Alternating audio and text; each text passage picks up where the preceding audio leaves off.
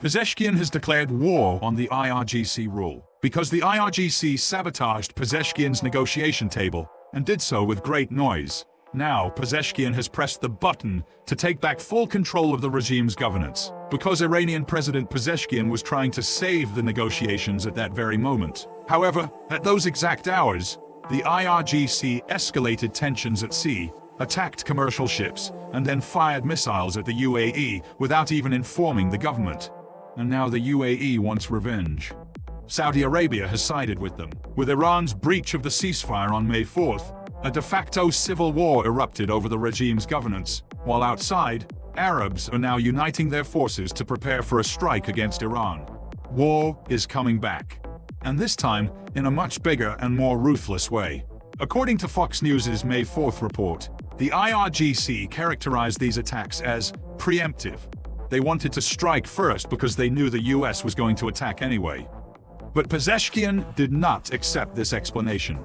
According to Iran International's May 5th report, Pezeshkian described the IRGC's attacks on the UAE as completely irresponsible and madness. He warned about potentially irreversible consequences. What is particularly noteworthy is this. Pezeshkian didn't merely criticize the tactics, he began to fundamentally question the IRGC's entire strategic posture. He demanded an emergency meeting. He harshly criticized IRGC commander Ahmad Vahidi. He demanded the return of executive authority to civilian governance. According to Iran International, Vahidi and IRGC commanders directly rejected this demand. This rejection may indicate that the rift between civilian governance and the military wing in Iran has become too deep to conceal any longer. Pezeshkian is advocating for diplomacy. The IRGC is imposing war. While the president is making near-desperate calls for the regime not to attack its Gulf neighbors, the IRGC has moved in the exact opposite direction. This is where the IRGC's uncontrolled move shattered the patience that had been building in the Gulf for a long time.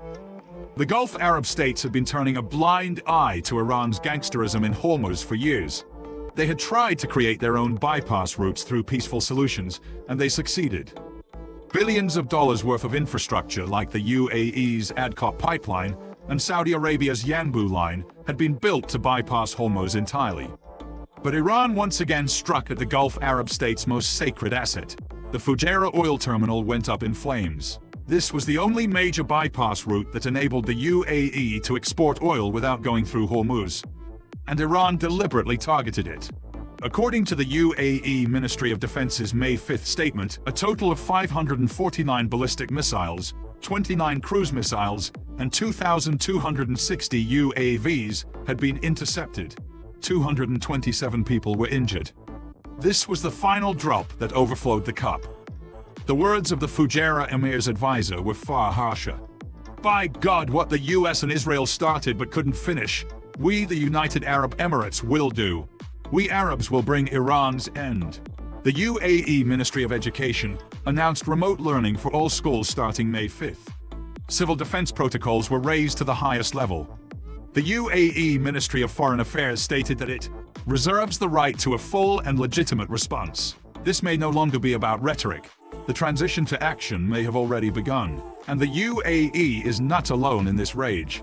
Saudi Crown Prince MBS held an urgent phone call with the UAE president. We condemn and strongly reject the unjust Iranian attacks targeting our brother UAE. Saudi Arabia confirmed that it stands by the UAE in defending its security. And joint meetings between the two countries' militaries have begun in the last few hours. The most surprising development came from Qatar. Qatar, which had strained relations with the UAE for years and stood relatively close to Iran, strongly condemned the Iranian attacks and declared full solidarity with the UAE. Qatar's shifting of its position this quickly and quietly may be assessed as a product of the diplomacy Trump has been conducting in the region over the past year and a half. Bahrain officially declared a national emergency and suspended flights. Qatar and the UAE issued notams introducing limited restrictions to their airspaces, and the most critical dimension of the coalition. The UAE, Qatar, and Bahrain signaled their willingness to join an independent war against Iran in their own waters, without the US and Israel. This could be a game changer. Until now, this war was being framed as Trump's war. or Israel's war. But if the Arab coalition enters the battlefield in legitimate self-defense, this becomes an entirely different story. And opposing the legitimate self-defense of Arab nations who were attacked without provocation becomes much more difficult. Behind the Arabs' search for revenge lies a serious military infrastructure. According to Chatham House's March 2026 analysis, the Royal Saudi Air Force operates 449 aircraft, including advanced F-15 variants, Eurofighter Typhoons, and Tornadoes. This fleet is superior to Iran's air power in modernity, flexibility, and strike capacity, and consists of an inventory that many NATO countries envy. Saudi Arabia's $75 billion defense budget exceeds those of Russia, France, and Japan. 108 Patriot launchers are deployed across 6 battalions. They possess the largest Patriot network outside the United States. And since the war began, they are assessed to have intercepted 75 to 90 Iranian ballistic missiles. Throughout the decade-long Yemen campaign, Saudi pilots flew more than 25,000 combat sorties, producing a generation of combat-experienced pilots that neither Qatar, the UAE, nor any other Gulf state possesses. And the F-35 deal was signed alongside major non-NATO ally status. This is the gateway to accessing the most advanced American weapon systems. On the UAE side, the picture is different but equally powerful. The UAE military, which General James Mattis called Little Sparta, gained combat experience in Yemen, Libya, Syria, Iraq, and Afghanistan, according to Chatham House, and outperformed its Saudi counterparts in Yemen. The UAE's F-16 Block 60 fighter jets are more advanced than America's own F-16s. Equipped with superior intelligence capability, the UAE has been participating in the U.S. Red Flag exercises since 2009, and THAAD missile defense system integration continues. On top of these established capabilities, a massive influx of weapons has been added in recent weeks. According to Al Jazeera's May 3rd report, the U.S. approved an $8.6 billion emergency arms sale, providing Patriot systems, APKWS guided rockets, and advanced radar systems to Qatar, the UAE, Kuwait, and Israel. The Trump administration bypassed congressional review using emergency authority. And perhaps the most striking dimension may be the cooperation established with Ukraine. According to Reuters' April 15th report, Zelensky signed a 10-year drone deal agreement with the UAE, Saudi Arabia, and Qatar. More than 200 Ukrainian experts were sent to the Gulf, and training and joint production facilities against Iranian Shahed drones were established. Counter-drone systems, interceptor drones, electronic warfare technologies, and the SkyMap system were activated. Ukraine's asymmetric defense experience, distilled from over 2 years of war with Russia, is being directly transferred to Gulf militaries. This cooperation may have broken in practice the drone superiority that the IRGC has been boasting about for years. On the US side, the flow of forces is not stopping.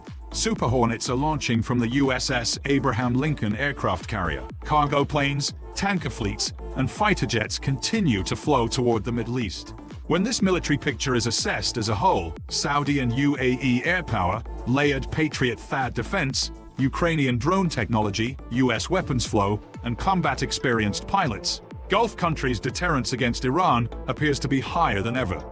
And Iran has neither a navy left to counter this, nor air power, nor air defense. The IRGC's attacks were not limited to the Gulf. The South Korean-flagged HMM Namu was struck near Hormuz, and 2 British cargo ships sustained damage to their engine rooms. According to Reuters' May 5th report, South Korea launched an investigation, and Trump requested support from Seoul. South Korea's potential logistics or intelligence contribution could strengthen the Arab coalition and open a new front against asymmetric threats. According to The Guardian, British Prime Minister Starmer has been silent for more than 30 hours. But the UK's participation in maritime security operations or intelligence sharing could partially secure Hormuz traffic. If this ally expansion materializes, Hormuz security transforms from a regional issue into a global one and corners Iran even further. There may be several critical scenarios on the table for the coming hours and days. First scenario. The UAE carries out a symbolic retaliation, firing a missile at a military base or missile launcher inside Iran. It says, "We got our revenge," and pulls back. The meetings held tonight between Saudi and UAE militaries may be discussing exactly this option. But there is a critical factor here.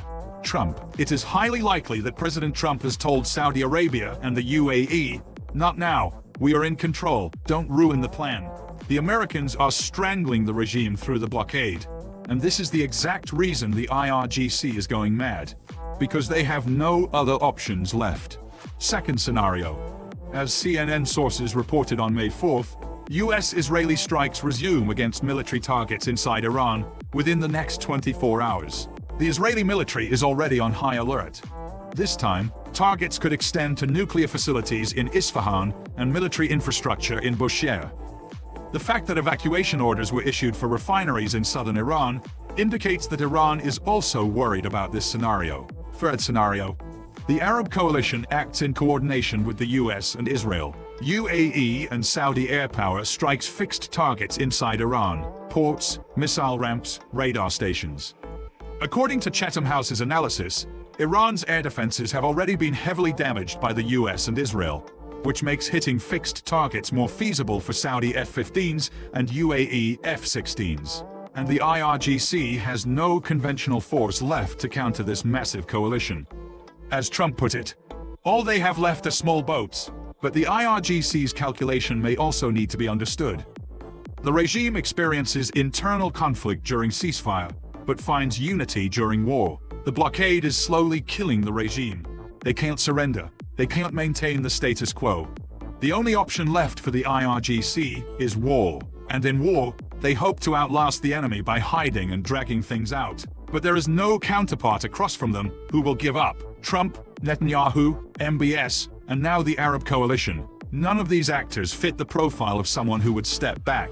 Pezeshkian's effort to restrain the IRGC does not appear realistic. The IRGC holds the weapons, intelligence, and operational control. Pezeshkian has only rhetoric. The prospect of this internal conflict shifting in favor of the civilian wing in the short term is assessed as an extremely low probability given the power balance on the ground. Iran tried to light a fire abroad to extinguish the flames at home, but the wind turned. And now those flames, Pezeshkian's rebellion from within, the Arab coalition's rage from without, have engulfed the regime more powerfully than ever. Iran may be at the most critical breaking point in its history.